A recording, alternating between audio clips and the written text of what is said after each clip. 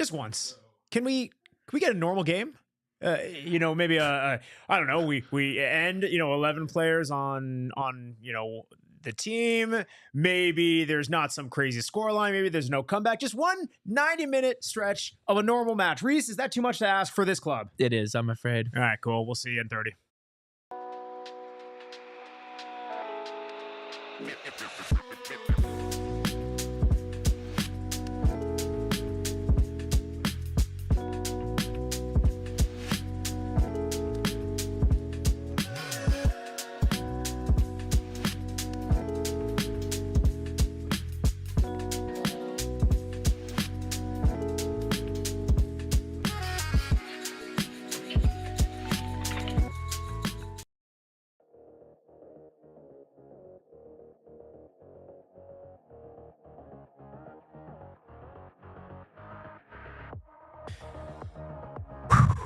Well, yeah, I mean, we said it.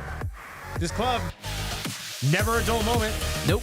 The jury's out if this club is good, but you can't say that they're not interesting. Welcome into the PHNX Rising podcast. Appreciate you joining us. Make sure to leave a like on your way in here, just like the enhancement on screen says. I like that picture. Yeah, let's talk about today. I am Max Simpson, and I'm joined by Mr. Stat Lackey himself, Rees. Goodall, how we doing, buddy? I'm doing pretty good. Arsenal won, Bukayo Saka's back, and yeah, that's pretty good. Not quite the start that I envisioned. But yeah, we also have Owen on the. Oh, wait a second, Mr. Vacations. Mr. Vacations. Wait, you're telling me, Rees? Correct me if I'm wrong. Is this now the? This is the first show he's missed, right? Or is it? No, that's he's the not. thing. Is this the second? I believe it is. Owen Evans I missing actually can't remember. back-to-back pods. I mean, he's better be enjoying his vacation. I mean, I better see pictures of him drinking fancy drinks with umbrellas on them at this point. If he's gonna miss two shows. what do you think? What do you think Owen's drinking choice is? I have no idea. Let's speculate wildly. I can't comment. It's understandable. I can't comment. Well, anyway, Owen, definitely, yucking it up, vacation, surprise, surprise for Mr. Vacations. Of course, we have Mr. Kyle Cooper behind the brand redacted computer, doing his thing, pushing the button. James, welcome in. Let's have a great show. You're darn right. It's always going to be entertaining, just like this Phoenix Rising club. Hit the like on your way in here. Again, this season, still relatively young, right? Again, we're finally creeping into the second month officially. It's April 2nd now as we're live, and a couple games in. I don't know. I think we were talking about it last week. This club is a bit hard to kind of analyze, and is it good? How's the floor? How's the ceiling? And it's hard to evaluate, right? Because we've had a lot of guys who have been injured. We have guys who are still growing into their own. We now have a goalkeeping change that we're going to discuss. So there's been a lot in flux. So Rees, it's hard to evaluate this club and kind of where things are at. But again, as we mentioned, it's really hard to not say that they very much keep you on your toes, and maybe. Well, that's something. I'll give you that. Well, the issue is they keep following the same script every single match for at least the first half. The second half's where the script deviates. But every single game this season, Rising has trailed first. They haven't led at any point this season, and we're 4 matches in. They need to find a way to change that, and I don't think that will come this weekend, but you have to try before you can say no. I mean, listen, you do have to try. Amanda Wilson, by the way, right? She puts it well. I mean, at least we're not last. Only real one way is to go up, right? I mean, listen, Phoenix Rising, right? First club in the 2025 USL Championship season to concede double-digit goals, 10 goals conceded. Now, granted, 4 matches, some teams are on 3, but hey, that is something. You are first to something.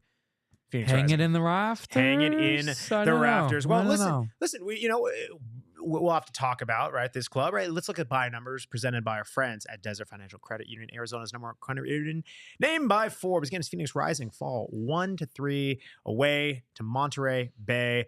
XG kind of got pummeled here, especially right. You're ending the match with 9 men. This is probably a logical outcome. 0.74 XG, 1.83 XG for Phoenix Rising.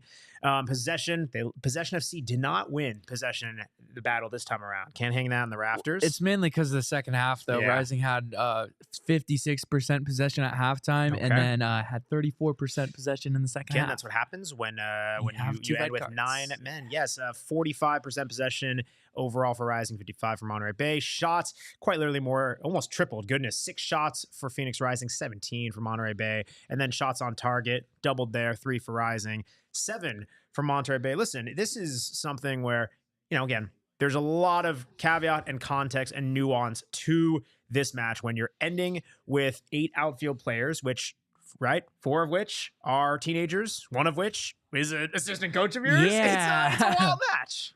Yeah, I mean, I didn't see the lineup graphic at first. I saw it in Opta, and I saw Darnell King in the Opta lineups, and I thought I was getting pranked. I texted multiple 100%. people asking if this was real, and it was. It's crazy. But it was very interesting to see that. He did play, 20-odd minutes or so at the end. Can't really judge him for anything he did. His last match he played for the club was the 2023 final.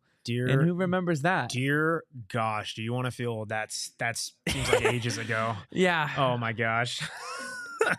Yeah, I mean, listen, you don't have to pinch yourself, right? James in the chat, we were so young and shorthanded that they signed Darnell. I love Darnell, but what does that say about this team as a whole? I mean, listen, again, when the teenager, you're right, again, you're ending the match, 8 outfield players, half of them are teenagers. That is one thing, right? Again, that was something where maybe not all at once, but we knew this club was going to get younger and drastically younger, between any injuries that come up, between playing time, between how the roster construction was made.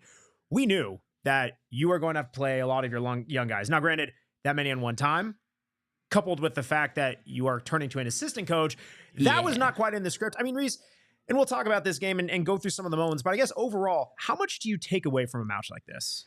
I think I will take away moments from individual players, not the entire team. But the main example of that is Braxton Montgomery at the left center back spot alongside Pop-Modou Kah. I mean, he's 18 years old, and I thought he was one of, if not the best player on the pitch for Rising on Saturday. And that's really what you have to focus on. You can't really focus on, the midfield didn't look great because, for 30 odd minutes, the midfield was kind of not there because they were moved to the back line. So, again, when you have 9 players out, 3 of them center backs, 3 of them playing in the midfield, 3 forwards, just chaos everywhere. I mean, the lineup, it's hard to string together a full 11 players. And I think that what Pa put forward is the best they could. Yeah. But at the end of the day, it's not optimal by any means. No, not at all. I mean, right, this is especially, and even that's before you go down to 11 men. It's like, right, you kind of what you're up against. You concede again, like as you mentioned. Like I feel these goals that they're conceding, they just keep coming earlier and earlier, right? So you're kind of up against it. You kind of put yourself on the back foot. I will say though, I think this is a very frustrating part that we've seen with this club is there are moments of individual brilliance, and I think if you can just if you can take a bit more of that, you really could end up with some different results, or at the very least, some more competitive games on the scoreline. Right? Again, we've seen this team fight back. We've seen that they are a hungry club, but it's going to be interesting to see how they can take some of these and put them into positive results. Right? I mean, you saw the build-up play, Remy Cabral scoring the only goal for Phoenix Rising. That was beautiful. That's something where I think we have been clamoring for a link-up play like that for, goodness, since at least the 2023 season, if not even slightly before. Yeah. I mean, it was very good. And what Rising did well in that buildup was they won the ball and then immediately went. They didn't wait, which is something we've seen last season a ton. And a bit at times this season. I think it was Isan Sako who won it. Then he played to Remy, got it back, and then back with Remy Cabral. It was quick, and that's what Rising needed to do. There was another moment in that first half where Gerald Margarita was on that right side, and he was just cooking the Monterey Bay defenders, just got right by him. It was they had a few moments and spurts in that first half, and then, as we said so many times, in just 9 minutes, that second half, the 2 red cards just derailed any progress. Yeah, I mean, listen, there's a lot of different ways that we're going to go in and dive into this game. Let's hear from head coach Pa-Modou Kah on the red card. I mean, listen, 2006, Zidane's last game, he headbutt somebody as a captain of France to lose the World Cup. Pap made a mistake against Monterey. So when you put it in that perspective, and he's not the same caliber player, but it's a learning moment. So even the best players, they make mistakes. So mistakes is part of the game. And for him, is learning from those mistakes and not make it twice, because his potential is massive. And the more he continues to grow, and the better he becomes. So. Yeah. I mean, I did, I did not have that on my bingo card of a red card in the fourth match of the 2025 USL Championship season being compared to one of the most infamous incidents in world football. But there you go. I mean, right. He mentions, right, different player and, different scenario here, so to speak. But right. I mean, listen, this is something, right. It's the second red card that this team induces, right? I mean, I think you can talk about both of the red cards, right? The first one, the double yellow. I mean, I think that's fair. I personally didn't really have any issue with that. Some people might think, okay, there's a little bit of pulling. It's part of the game. I mean, listen, it's a clear takedown. He very much was not going for the ball, very much trying to impede the player. Pop, my boy, second yellow, you're out of there. I think that's something you just need to know that, be positionally aware, and you don't want to let the guy go by, but I think there just comes with a bit more of, you need to know when to pick your moments. And it's not only that foul should have been avoided. It's kind of the danger of being in that picking up a yellow card as a center back, because the first yellow card he picked up in that first half was one that he should have avoided. Just like the second one, it was an unnecessary tackle, a little too high, and that's the danger of that, as I just said. And then you got to be risk aware, and Pop wasn't there. And as Pop mentioned in that clip we just played, it's a learning moment for him. He is obviously so young; it's only his second season, but still, that's just frustrating to see. 100%. And that compounds things. Monterey Bay scores the go ahead goal which ultimately proved to be the winner right afterwards. The second red card, that's a. Listen, it's, you look at it, right? People are watching in real time, and some people are saying you can't tell from the angle. Some people are saying, oh, these refs are calling anything. I mean, listen, there's a lot of discourse online. Right? A lot of times you can tell by the player reaction, not only to after the incident happens, but also after the red card is given. I mean, listen, regardless of what people want to think, you can't leave any room for the official to, get into that type of scenario, right? Like clear red, and it's, I don't know, like that's just something where you can be frustrated. You can understandably, the game's not going your way. You're down a man, you're down a goal, but like you just can't compound like that. Yeah, it was just something that Saint should have never been in that spot. Once he took down Elijah Paul, he should have just moved over 100%. And not been in a spot like that. Again, it's just that one. That's probably the one that just hurts so much, because you're in a spot where, okay, you're down to 10, you're down a goal. You can maybe pick things back up. You can maybe eke out a goal at the end and walk away with a point. Yeah. You're already down one, and then you do that, down the 9. And don't mention Kevin's comment there. I think that's what you're going for. Yeah. No, I'm definitely not touching that one. No, it's I don't know. It's just tough. Like you got to have that situational awareness. I mean, right? I'll turn it over to Joe Margarita, who actually puts it pretty well on right how he's kind of more or less right. You're taking accountability, calling out your teammates in a constructive way. To be honest, we just need to be adults. It's men's football. It's not academy football. We're not little children anymore. So everybody needs to look at themselves, especially first, and take their responsibility. And whatever the coaches say, like, okay, this is your job, this is your job. Make sure you do that. And when somebody doesn't do it, then you see what you get. You concede a goal early in the game and a set piece again. So that's when we're just not doing our job, and that's our responsibility. We need to take care of that. 100%, right? I mean, it touches on, kind of overall, but especially in situations like that, especially with a young team, you're going to learn from these experiences. It's just, again, like that, those situations, I think the teams who very much, right, we've seen throughout USL seasons of the past, the ones that are able to string together victories, the ones that are able to make deep runs in the playoffs, they don't have those self-afflicted ruins. We get it. It's early on in the season, and again, it's a young team, but there's nothing you can really learn from that. Like you just can't do something in that situation. And I kind of think part of that is the point that Gerald was trying to get across in the game. I mean, if there was one player that was animated and just going full off, dude, he's for a guy who, I mean, right, he is the tie to last year, you know, a handful of players who were on the roster last year, but just for a guy who was like, right, one of the bright spots who held over and is still on this club from last year. I mean, the guy, he wants the ball, he wants to be a leader, and I think it's something where you can feel the energy, right? Not just when he's coming on as a cameo appearance last match or, you know, playing throughout this one.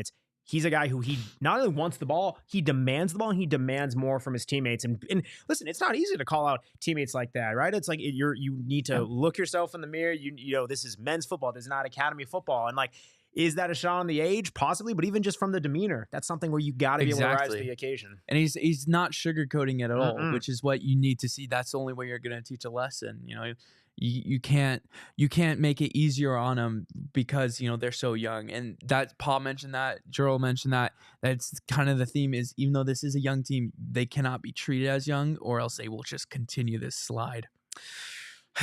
100%. I mean, right, that, you know, we're talking about the youthfulness of this club. But again, as we alluded to, there was a bit of reinforcement needed, a little bit on the no shots fired, a little bit on the older variety, a player who we were not expecting to see, Darnell King. Again, if you squint, maybe if this was the 2023 USL Championship final, which, as you mentioned, the last match he appeared in for Phoenix Rising, maybe that would make more sense. It's not. It's the fourth match of the 2025 USL Championship season. We saw Darnell King and, you know, got a little quote. Here's what we have to say about it. Everybody was like joking about it, but I didn't really thought it was that serious. But at the end, when you see like, okay, we have a lot of injuries and we did need him because he came on and he did his job. So yeah, it's major respect to him because he didn't play in a long time, but he's still fit and not like exactly game fit, and he knows that, but he was fit enough to play and to help us at that moment, and he did. So I'm happy with that. That's a possibility for us. He's retired again, though. That is something that Pa brought up in when he was asked. Darnell King did sign a 25-day contract, which made him eligible. He's now retired again, so he'll need to come out of retirement if Rising have another injury scare. What world are we living in? This is insane. Yeah, it is nuts. I've heard of you know, player managers, player coaches, but that's just kind of wild. Yeah, you don't really see that these days. Well, shoot, stick with us on the other side of the break. We're going to talk a little bit more about this past match against Monterey Bay. Talk about a couple other players who, you know, we want to call some attention to. Go from there, but stick with us right after this break. I mean, Circle K. What more can we say, right? First off, become an inner circle member. It's that darn easy to do. It's the best, right? They have the discounted gas. They have the premium snacks. They have the Circle K branded snacks of everything. It is the best. I get rewards and random free stuff just because we can. You know, I got a little notification from my Circle K app and it said, hey, did you know that you have a free energy drink, brand redacted? And it's like, oh my gosh, 100%. I gave that to Mr. Derek Montilla because I'm a nice guy, Derek. But yeah, I gave Derek my free energy drink, and all thanks to Circle K because it was free, easy to do, that darn simple. Become an Inner Circle member today. All I got to do is download the Circle K app, opt in with your phone number, and it's just that darn easy. Yes, hello, sir. I was. Did you tell him which monsters I picked? Okay, hey, no. Brand redacted. Brand redacted. We had no free ads. I was just talking about monsters like Godzilla and Mike Wazowski. Anyway, Mike Wazowski and Godzilla in the same Circle sentence. K, it has all the free stuff, the premium snacks. Kyle, it needs to figure out the snack that he's going to throw into my mouth. He's very ill prepared. He's looking around trying to find something. Okay. He actually more does than have something. But anyway, Circle K, download Inner Circle, get it today. Also, shout out our friends, Branded Bills, brandedbills.com. Go promo code PHNX. Save 20% off your first order with that code PHNX. Wait, no. Oh, gosh. Get out of here. Ugh. They have, you know, a couple different hats to choose from. They have, you know, this, what would you call this one? The one on the left? Yeah. Bad. Yeah. Terrible. Yeah, well, it's good because of Branded Bills. But it's bad because of the school. Now this, what would you call this bad boy? Beautiful. Beautiful. Great. Fantastic. don't have any more adjectives off the top of my That's head, fair. but Well, we love it. We tip our it left me speechless. That's really. understandable. Brandon Bills, again, brandonbills.com, promo code PHNX. They have officially licensed gear, have collabs, right, with ASU, the school down south, Phoenix Suns, and so many other colleges throughout the country, right? I know Kevin in the chat, they got school for you. They got everything, right? Hop in there, brandonbills.com, promo code PHNX, save 20% off that first order. Go to our locker, phnxlocker.com. Go and get your PHNX and Brandon Bills custom exclusive collab hats. It's that easy. You look great, you feel great. Brandon Bills, they got some great stuff. Go check them out today. Yeah, we're back. PHNX Rising podcast. Kyle's trying to find the darn button. That way he can throw a little snacky in my mouth. Kyle, what do we got today? Today, we got some worms. Oh, Worms. Some Wrigley sour Some worms. Wrigley sour worms. All right. I was eating some of those earlier. They were hitting the spot. I mean, don't they always? I'm a peach ring guy myself. See, the thing about catching the Wrigley worm is, the shape of it. You really got to get the pinpoint accuracy. So we'll see. Oh, Kyle's locked in. all right. You ready? You got the From commentating, Rees? deep. It's warming up. Underhand toss. Okay. Pour. Okay. Absolutely pour. All right. Here we yeah. He Yeah. wipes his left hand, wipes his right. Oh, that was a little Again, short. pour. was a Yeah, little third short. time's the charm. Third time's the charm. Yeah, one more time. Biggest throw of his life. Come on now. Come on now. Here we go. This is just like Oh, that was on me. That was on me. That was on me. Miss 100% of the shots you don't take, 100% of the worms you don't throw. All right, we're back here. PHX Rising podcast, guy. Talking about Rising's 3-1 defeat against Monterey Bay. Something that you met that we kind of talked about last week, and we were wondering. Listen, it probably the rate it was going, it felt not a question of if, but a question of when we would see a goalkeeping change. We did see it. What do we think? I think it was necessary at some point. It was coming inevitably. Tristan Henry played the full 90 minutes. He really wasn't tested too much. I mean, the goals, 2 set piece goals, one coming with the rising down to 10 and then another with rising down to 9, really just wasn't tested too much. So I don't know if you can judge his performance. Had a few nice passes that I don't think Rakowski would be able to make, but then on the flip side, he had a few bad ones. It's a difficult match to judge a keeper off, but I wouldn't be surprised if he starts the San Antonio match on Sunday. 100%. I think we saw a comment earlier up talking about where it was. Nope, I'm wrong. Listen, classic. Delusional. You know what happens to the best of us. I mean, listen, this is something where, how would you approach this situation, right? Because again, Rakowski, been there for a while and all that stuff. He is a leadership voice on the team. He has experience within the USL and all that stuff. And yet, knowing how he's kind of performed this season, it's left a little bit to be desired. You mentioned, right, Tristan Henry, he has not lit the world on fire with his performance. Granted, that's a bit due to, kind of lack of threat from the other team at times. It was also, again, this is a very hard game to judge when you're down, one man for the majority of the second half, down 2 men for the last, 20, 25 minutes or so. Yeah. It's really tough to judge that one. Let's make the assumption, and we'll see what happens, right? Let's say he starts the next match, right? Are you kind of giving him a longer leash? Is this kind of like, hey, this is a tight battle still? What do you convey? Because here's the thing. Not only do you want to balance the on-pitch performance, but also you have a young locker room and you're trying to send the right message. It's tough because if you keep switching back, that's not going to help anyone. That's just going to derail both those two players' confidence. It's not going to lift one when the other one's playing. So I think you'd almost have to give Tristan Henry a longer leash than what you gave Rakowski. But then again, if Tristan Henry goes out on San Antonio, assuming he starts that match and just has a horrible performance, then what do you do if that's the scenario? It's an interesting case because it's the most important position on the pitch. You can always tell when they're having a bad day. So I think because of that, you have to give Tristan Henry a longer leash because, surely Rakowski's confidence has taken a hit from being dropped. So probably the next 2, 3, 4 matches you give Henry and then you reevaluate after that point. Yeah. No, that's seems pretty fair. I think it's something I would say, right, you kind of let this ride for 3 matches without making a change.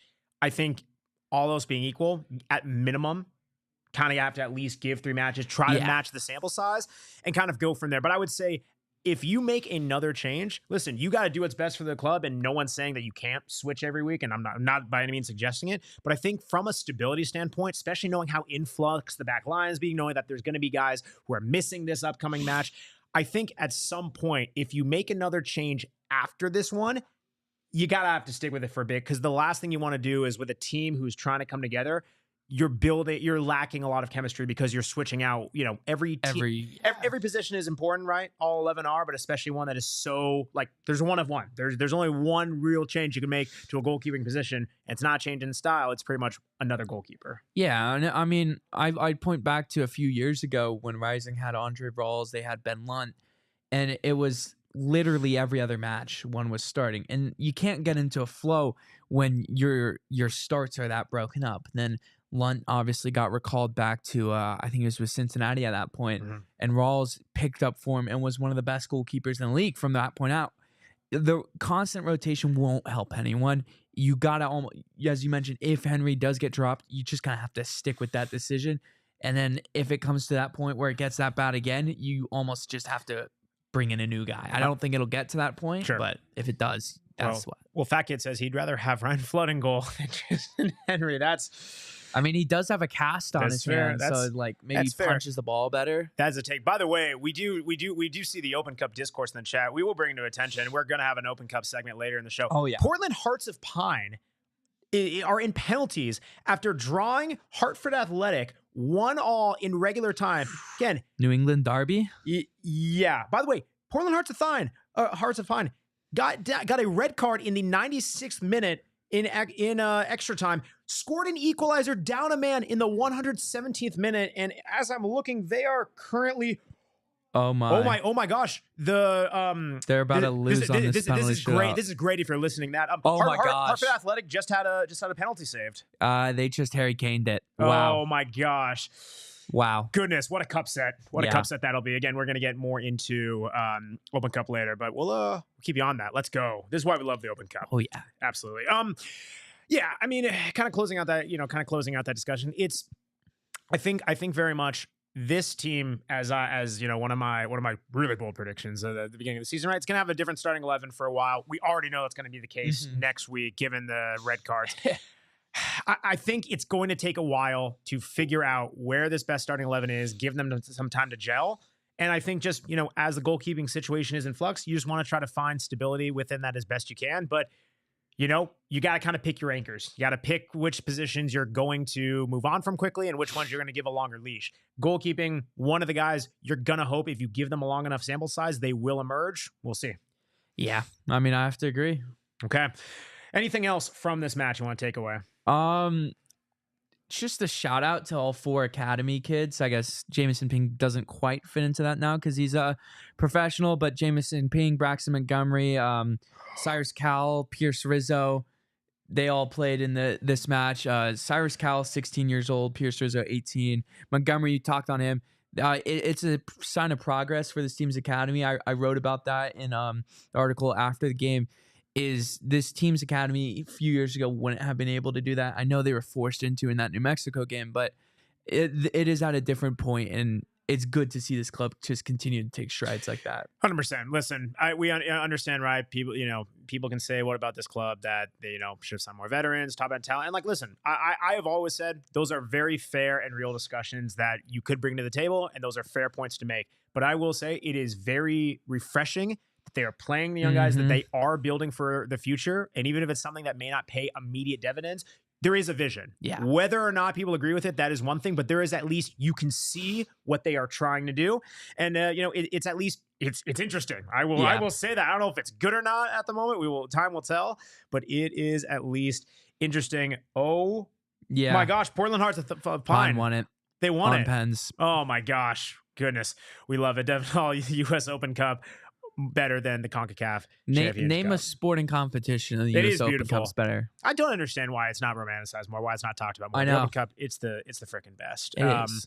But yes, go check out Rees's article. He's been doing some great work in replace of, honestly, maybe let's just kick Owen out altogether. But yes, I go phnx.com. Great written work. Really been taking the reins there. Yeah, check it out. Give it a lot of look.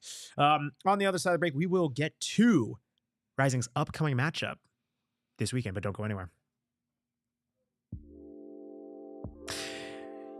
Yeah, I just realized we're doing an ad break. We don't have any ad schedules, so we're going to kind of ad lib here, but we're actually going to talk about, make sure to become a PHNX diehard.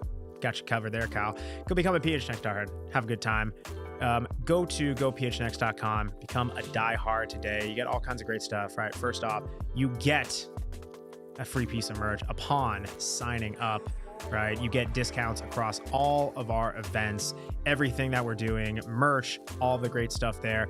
You get exclusive access to our Discord where everyone is showing up, having a good time, talking Rising, talking all the different sports, everything that we cover. You get the additional written articles. You get the additional curated daily newsletter. It's that darn easy. Again, go phnx.com, become a diehard today. And have some fun, right? Our crew is working really hard, has some great things coming up, right? Always a good time. And we're always trying to find little things to do to help make this community a little bit better. So come a diehard today. You won't regret it. As people say, it's yet another platform to say nice things about me. Ain't that right, Rees? That is certainly what people say. That is exactly. Or to bully Owen. You can bully Owen on the Discord. You can bully Owen on the Discord. But yeah, we can use the rest of it. I mean, we want to do. I'm gonna give a freak out to Kyle's beard. Kyle's beard. It's magical. It is. It's really nice. Red. It is red. It is red. Kyle, how would you describe your beard? What color is your beard? Because I know they call you red beard, but we need to see it. What hue of red are we talking there? This is a ginger beard. It's a ginger beard. I was born a ginger. Fun fact. Wow. And my hair went brown and my beard's red. Yeah, this is what we call a prospecting break. By the way, I can't wait to shill this out to other beard and male grooming companies who want to sponsor Kyle's beard. We're gonna make you a real estate billboard, my friend. But yes, for grooming products. But no, on the real, appreciate you, Kyle. That's what we're gonna take this ad break to do. Shout out Kyle and everyone watching. All right, we're back. Back to this nonsense. Kyle's gonna get me for that one. He hates me for that. Let's talk about San Antonio upcoming matchup. Here's the thing, Phoenix. You're looking at the table, especially on the West. Phoenix Rising, Rees. What place are they? They're in 11th place. And how far is that from the bottom? That is 1 point above Oakland Roots in the bottom. Alrighty. And San Antonio, what place are they? They are first in the Western Conference. Undefeated, 4 wins from 4 matches. Are you saying that there's a bit of a gap there? Yeah, 10 points. Yeah, it's not pretty. Listen, It's a very interesting one, right? To reevaluate San Antonio. 8 goals scored, 3 conceded, right? Best goal differential, or tied for best goal differential in the West. Again, Phoenix Rising, next to worst. Again, the most goals conceded in all of USL Championship. Yeah. We were kind of talking a bit beforehand, and I know you kind of posted some stuff on Twitter. It's one thing just to look at where these teams are on the table. We've been down that road before. Anything could happen. But you really, when you dive in stylistically, you think that this could be a pretty ugly game for Phoenix Rising. Why is that? Because of the 2 center backs that are on this team. Mitchell Tainer, who could have signed for Rising a few years back. Who remembers that? And Alex Crognali, he signed from Birmingham Legion this offseason. The way those 2 hold themselves in possession it can just tear apart this Rising backline. Mitchell Tainer especially plays a lot of long balls. That's the video I posted. It just highlights a few, but his 20 long balls completed is 5th in the entire league. What those long balls do is they target the 2 wingers, Luke Hawkinson and Jake LaCava. LaCava, formerly of Charleston Battery, Tampa Bay Rowdies. He's been around this league for a while, and they attack the 2 fullbacks. The one of especially highlighted was the goal against Oakland, where San Antonio early in the match scored in the 5th minute, took the lead in that packed crowd. Mitchell Tainer played a long ball from inside his own half towards that right wing, which would be the left back, which would likely be Harvey Neville's spot, given who's available from what we understand. And Jake LaCava just completely ate up the left back for Oakland. Oh, yeah. You put Rising's back line in that spot, I would not be surprised if a similar result happens, because we mentioned how many times this season these 2 fullbacks in Rising squad are very defense optional. Harvey Neville, naturally a right back, but his main attribute is his crossing ability. That's really what he's does a level above anyone else. His defensive ability leaves something to be desired. Not as stark of a difference with Colin Smith. He's a little bit more defensive, but still, compared to some of these other fullbacks in this league, it's not that defensive. So you catch those two out of position, a long ball from either of these two center backs, and boom, San Antonio's got a chance just like that out of nothing. 100%. I mean, first off, that ball that was played, it was just on a rope. Exactly. And he does that time and time again. Yeah, and like, by the way, that is not an easy ball to play. No, you are talking, right? I mean, listen, we'll call it, like, first off, he did have time and space, so like we'll very well caveat with that. But even still, you are playing. I mean, goodness, that is diagonal ball. Have to play it. I mean, you got a fine window, man. You got to play that beyond the back line, running in space, but not too close to the keepers. You can't overcook it. I mean, that's still a 50-yard ball at least on a rope. It really is just a phenomenal ball. And then one of the last clips from that video I had was they just built something out of nothing. It was a pass from Tanner. They played out wide and quick passing. Jorge Hernandez, he's their number 10. He's another player we'll highlight. He is exceptional in these spaces, creating chances. He led the team in chances created last season. Already has a couple goals this year. Rising's defense is going to be tested on a level that with the players that they will have available, it could get ugly. You know, it's the perfect storm. When you think about everything going on, you're facing a San Antonio team, that squad, they're hot. Right. They have not lost a match. They are firing on all cylinders. They have a dangerous backline pairing that can pick apart any team, but not like you mentioned, right? You have a Phoenix Rising squad who, you know, got some younger guys, especially possibly playing in that left back position. You are going to be missing Pa-Modou Kah. You're going to have some reshuffling along the back line. You are playing with a keeper that, again, if we're going to assume it's Henry, still kind of gelling into the squad and building chemistry with the players. It's tough. Yeah. It's tough. Yeah. And, you know, back to that two center backs that I mentioned for San Antonio. Yeah. I noticed that a minute ago that we crossed our legs the same way. But that's actually kind of crazy. I can't. There we go. You're contrasting me now? I'm going to be real. That kind of hurts my, I'm not as flexible. My flexor over there. I mean, you're turning what, 85 tomorrow? Something like that. Oh, yeah, boy. happy early birthday, Max. Geez, Happy birthday. You. Okay. Thank you. Appreciate it. I'm scared. God. But as I was saying, the two center backs, Tainter especially, as I said, he's probably one of the best center backs in this league. When Oakland, Lexington, name a team they've played this season, have had a brief moment of transition, he comes out of nowhere to sweep that ball up, get into a challenge with the opposing player and win that ball. That really concerns me for this team that hasn't created many chances outside of transitional moments. I don't want to do a score prediction this early, but my score prediction is going to be heavily favored towards San Antonio. Yeah. I mean, you never know what's goes on with the USL Championship, but like honestly, knowing how this season has gone for Rising, like it would be the most Rising thing ever. It's like, oh yeah, like they win like 1-0, no problem on national TV 100%, too. Yeah, absolutely, no, I could see it. It makes absolutely perfect sense. I mean, listen, this is something where I think you're even starting to see it. Like, I'm not going to say that San Antonio wasn't their record last year, but like this is where they're an institution. They're traditionally a powerhouse. I'm not going to whether you want to call last year a blip or not. Like they back like this. Like they seem very dangerous. Yeah, and the Alan Marcina era just kind of had to end. 100%.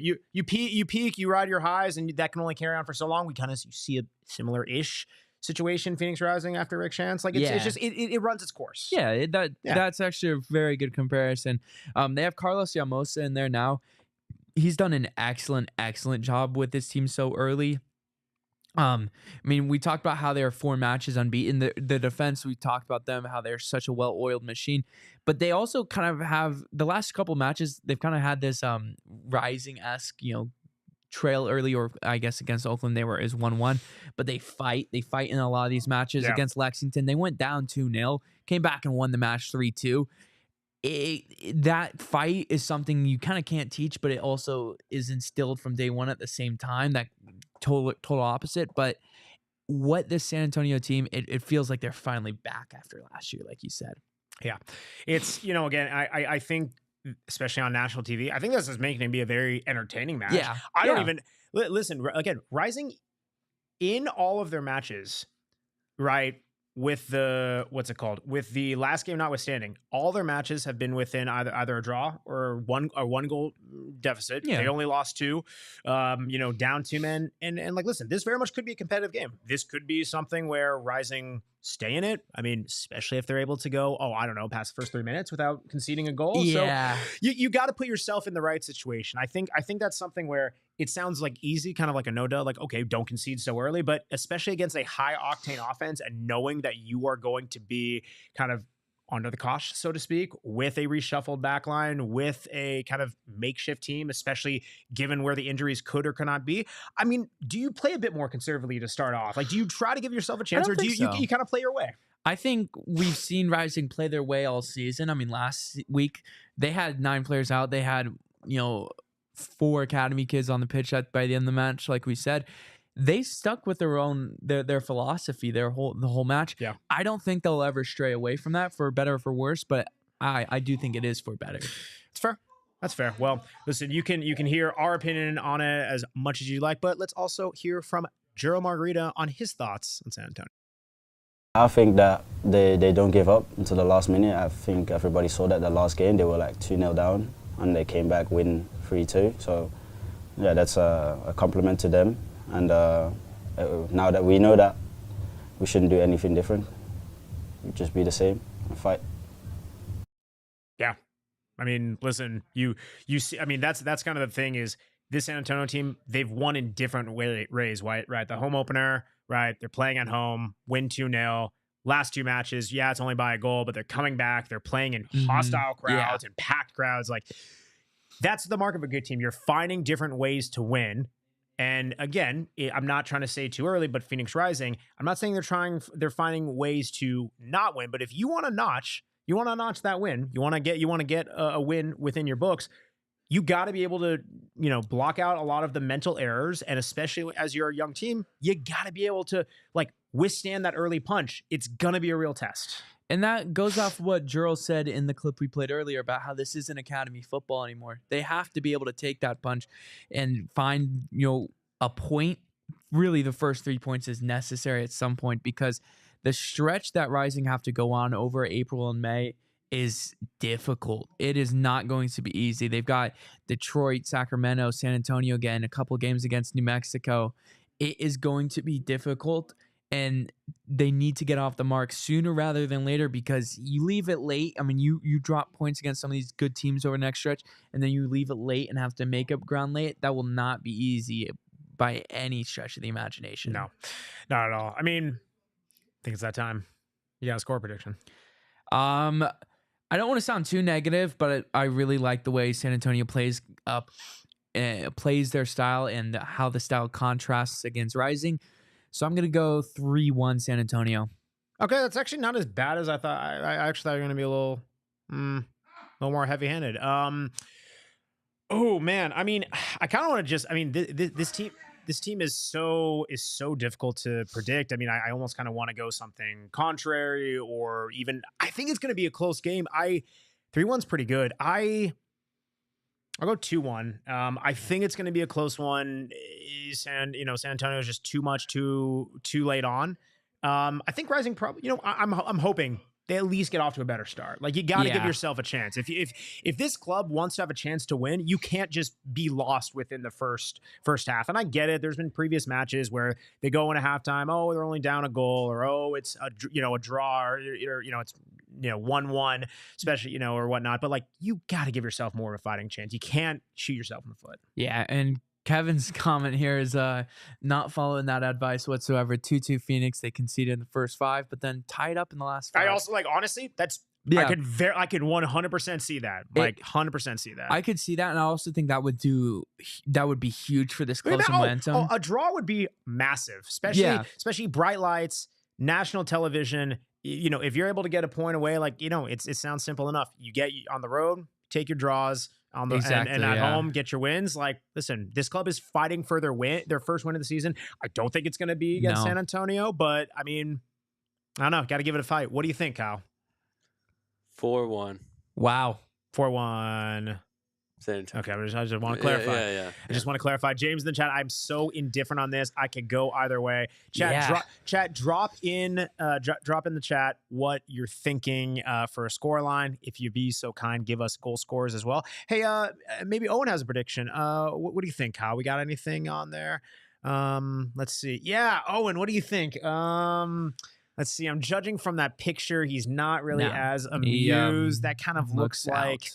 Kind of like, oh, maybe that one. That's maybe more of a thought-provoking picture. Maybe one more Owen pick. Maybe that'll give us some sort of indication. Oh, he kind of just made a mess of himself. Yeah, I don't know. That's a gold mine, by the way. So he kind of looked, that to me, that strikes like a 3-0 San Antonio just thrashing. Yeah, that's to me what Owen's saying from those 3 pictures. That's what I got. I agree with that. Yes.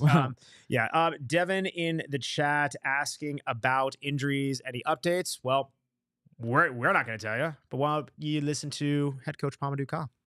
We have some couple of players working their way in, which has been a blessing, So we're looking forward to see more and more players showing up in training. So unfortunately, it is what it is with a little bit of injuries, but they're coming on the way back, so we're all happy to have them. I mean, it doesn't really sound overly optimistic for me. Definitely a little bit murky, or a little bit close to the chest, keeping the cards close to the chest, but not brimming with optimism as I'm hearing. I mean, as long as one of the 9 unavailable players are back, we're back, I think baby. You'll take that. You'll take as many as you can get. But yeah, not really saying much. I mean, I get you kind of want to, but it's kind of crazy that you can go in a situation where you have one guy returning from injury and yet you're still down more players than you were last week. Yeah. It's crazy. I mean, they've got a full they don't have a keeper, but they've got 11 players out. I mean, assuming no one comes back from injury. Oh, freaking boy. Yeah, it's crazy. Chat, keep throwing in the comments that score prediction as well, by the way. Yeah, Kevin, no real names in there. I mean, again, we're gonna have to see. I mean, I don't know, like the way this club has been, putting out their lineup, even with a full 4 squad.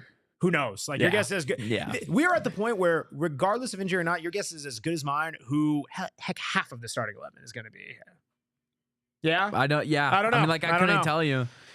I don't even know who. Like, I get like some guys are going to be penciled in, but for sure, if they're out, they're out, and then who steps up? I mean, Damian Rivera. I mean, we didn't even touch on him. He had an excellent match against Rhode Island. Has really played good through the first 3 games of the season, and then wasn't included in the starting 11.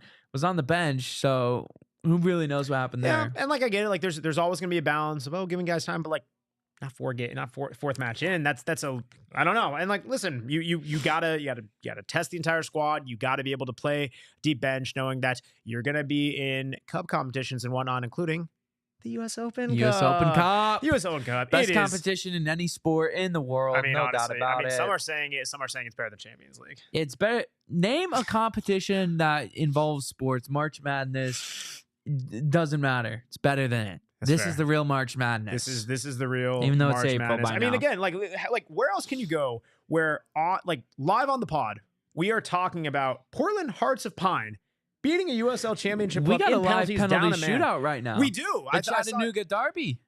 I saw Devin putting in the chat. My word. 2-1 Chattanooga FC leads after. I absolutely love it. I mean, listen, what are your summer highlights? And I'll also say brand redacted already in advance. Well, it's the name of the club. We won't mention what they sell at a restaurant. Alfredo. The burrito they are the Brava. darlings. They are oh gosh darn it. They are the darlings of the US absolutely Open are. Cup. I was looking at some of the players they have on their roster, and it's the same players from their Open Cup run last year, the same players from their last couple of Open Cup runs. They just run it back with the same group of guys every single year and just continue to upset these professional teams. I absolutely love it. I live for it. They beat Monterey Bay. Some say Phoenix Rising kind of wore down Monterey Bay. I mean, that's what listen, because Monterey Bay beat Rising, El Farolito then beat Monterey Bay. Does that mean El Farolito could beat Rising? If you're using the transitional property method, yes, that's what it was called. Wow, I pulled that out of nowhere. Yeah. I'm honestly Well done. impressed. Thank by you. that. I Well appreciate that. That's like, I don't even know. Is that for like middle school or something? That's a, I don't know if I've that's- thought about that since like 6th grade. Okay, well, I don't even know if that's when I thought about well, right. it. Because if team B beats team A and then team C beats team B, then yeah, team C would be A 100%. Totally how it works. Yeah. I think Rising, you better count your days. In the Open Cup. But yeah, I mean, okay, so they're, they're doing their thing. I know you guys went there, had a great time Mid food. last year. I mean, the mid food, which is fair, no free ads.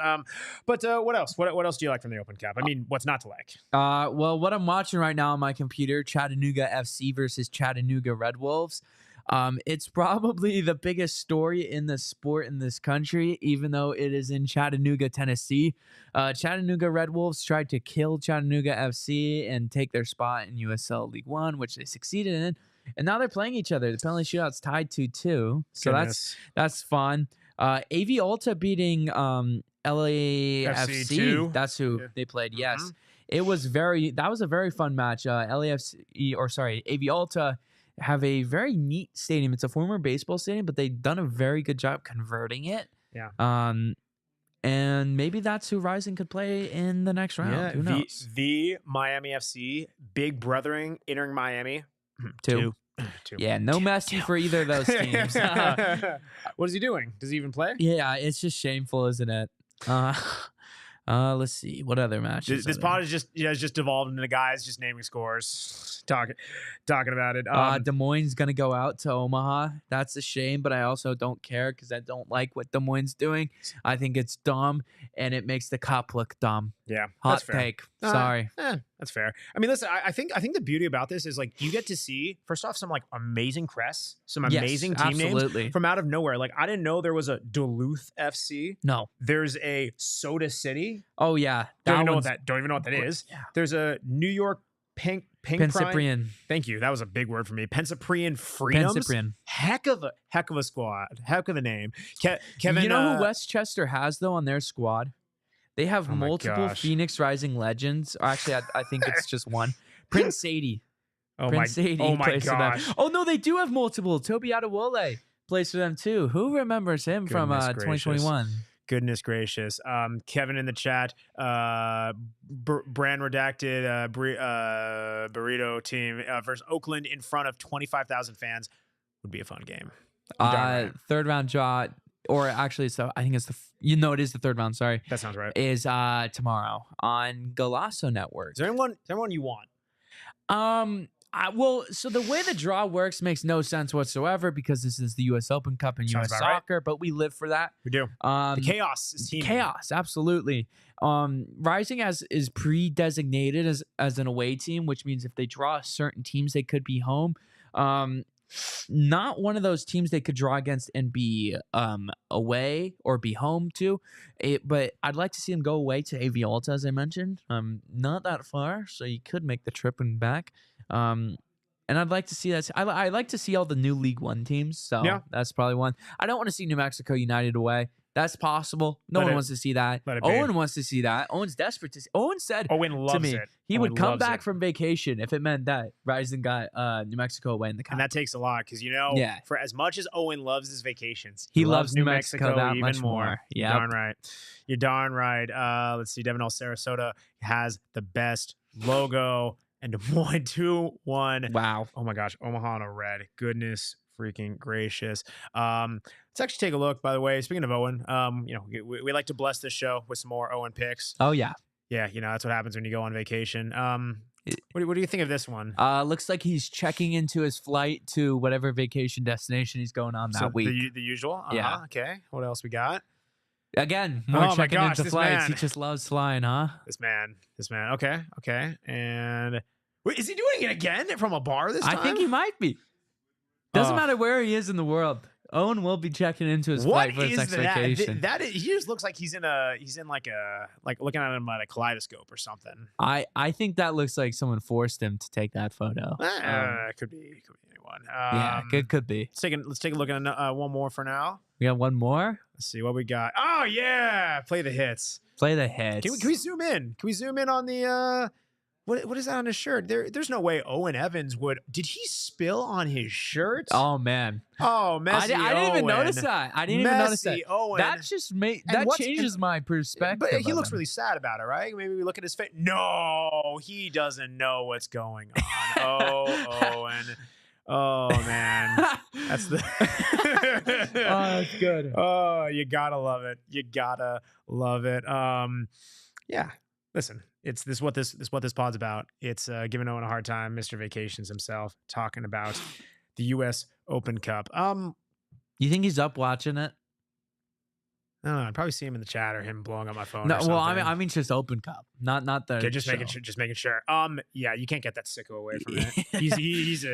What is it? He's built differently. 3 a.m. I do in the UK, respect and that. he'd be up watching. Everyone get Open up. Cup. We start drinking. We watch U.S. Open Cup around here. Oh man. Oh goodness. I mean, I'm trying to think. Right? As we kind of bring to a close around here, it's like the 1 month review, right? This club, you got to give Phoenix Rising, give them a grade. I mean, I kind of, and I'm putting you on the spot here, right? It's a bit of a weird incomplete for me. It's kind of like, hey, here's to use the analogy. And I don't know if this has ever worked, if this ever happened outside of the Simpsons, my people, but imagine it's like, right, you have a really good report and it could be really something, worked on a group project. There's a lot of potential there.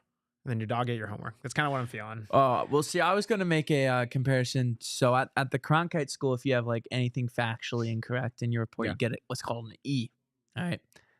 I think Rising has an E. It's not good. You don't want an E. I think Rising gets an E so far this season. Yeah. Kyle, How about a got? 3 out of 4? Oh, 3 you out give of me 4. two. See, a 3 out of 4 is a 75%.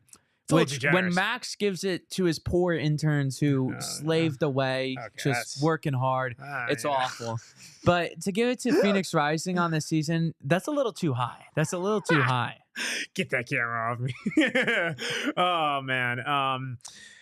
Yeah, let's see. James Wilson chat. So sad. Only see the pod once a week. We appreciate it, man. No, like I said, that's why you got to make sure you're following at PHNX _ Rising, especially after the draw comes out tomorrow. Do a little pop-up. I mean, make sure, again, Rees is doing the good work, especially when Owen ain't doing any of work. No. Right. Vacations. No, make sure you got to keep following off PHNX _ Rising. Hop in the Discord in the meantime. Read the articles. Go to gophnx.com. All of that fun stuff. Yeah, man. Listen, we're always going to keep doing more stuff. I mean, I don't know. Listen, here's the thing. Phoenix Rising, they got to have a first win at some point, right? I mean, I know we were talking about the chase like last time, right? It's like, oh, are they going to do before? Are they going to get 10 points before within their, when's it going to get to 10 points? It's like we're sitting on 2 points. 2 points, yeah. It's well, tough. before you get to 10, you got to get to 5. Listen, or you could get to 3 and then go to 6. Listen, but still, you got to. Listen, guys, we've done this for years now, and I'll still hold true. If Phoenix Rising, right, they do a little win. They win on the road. Oh. You know what happens. Okay. I thought this was going to Max Simpson quote, if Phoenix Rising wins the USL championship, that he would get a tattoo, end quote. I want to be very sorry. First off, I've learned my lesson, and B, like, listen, this team can't be plummeting after a month and I make that. They off of track record, it has to be 2.5 months of plummeting. Then we make the bet. James brings up a great point. How about we score first? Yeah. You ain't wrong. You can't win if you don't score. You can't win if you're not in the lead. Rising need to lead at some point. You can't win eventually. if you're not in the lead. That is facts. But no, y'all already know. Those who know, if you know, you know. Phoenix Rising, they win on the road. We take shots around here. And I will. Max takes shots. I will give the. Oh yeah. Sorry. Camera on me. I take the shot, not this lad. This guy. We take the shot. That will happen still. Let's see. We got in the chat, man. I have a nationally televised game. Sounds like a good time for a first win. It sure does. Again, I wouldn't put it past them. We're gonna have to see, and we'll be back here next week to break it all down. Again, appreciate everyone joining us on the PHNX Rising podcast. Follow us at PHNX _ Rising. Double the underscore. Double the cakes for your birthday tomorrow, Max. Happy birthday to you. I'm not singing the whole song. You only get that part. But oh boy. Well, I do appreciate that. Thank you very much. I think the chat was all over the place. Some people said I was turning 21. heard 25. I think I saw like 62 in there, which it was 58. 59. 59. If I'm turning 59, I look pretty good for 50. Okay, for 59. Hey. Hello, Candace. Hi again. Yes, you can follow me on Twitter at Max David Simpson. You can follow Rees on Twitter at Rees11_. You can follow Mr. Kyle Cooper on Twitter at KCoopSports. And I mean, I guess you can follow Owen in his, I think he might just be a travel blog at this point, big vacations, Mr. Vacations at OJ Evans 18. Mr. Wrexham, he loves Wrexham. Have we not mentioned that, by the way? Wrexham. I mean, we cannot stress enough how much Owen Evans loves Wrexham. I think I've even heard him say this. He's like, listen, I don't really believe in Wales as a national team. I don't really support them. I specifically support Wrexham. In fact, I don't really support Wales so much. I might even support England. I think I've heard him say that, by the way. Can't confirm, but I can confirm his love for Wrexham. That's true. He does love the Wrexham. But again, chat, join us Wednesday, 6 p.m. Week from now, I guess a week minus an hour from now, the start of this pod. Follow us on all the platforms. Hit us up in the Discord. We will be dropping information. We will be doing stuff tomorrow. Hit us everywhere. But until the meantime, it's a beautiful game. But it's way more beautiful when Wrexham get promoted. Wrexham's going up. We